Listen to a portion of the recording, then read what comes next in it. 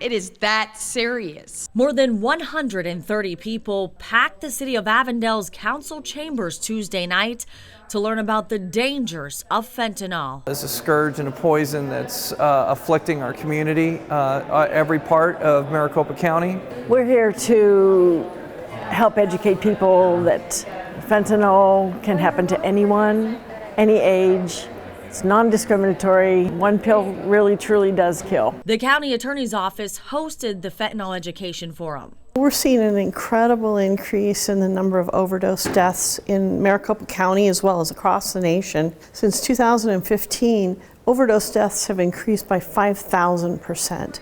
Nancy screamed, "Call 911. Oh my God, oh my God." Sadly, Nancy and Bill Snyder's daughter, Katie, was one of those deaths. She died in our home. I found her, and it was too late. I had Narcan because we hadn't known there was a problem, and she was dealing with it, but we were too late. But then welcome to Arizona, where a kid can get it for $1.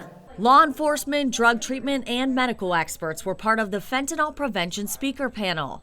150 Narcan kits were handed out to parents, teachers, and students at the event, in hopes that more lives can be saved from the fentanyl crisis. All we have now is an urn engraved with the beautiful life gone too soon.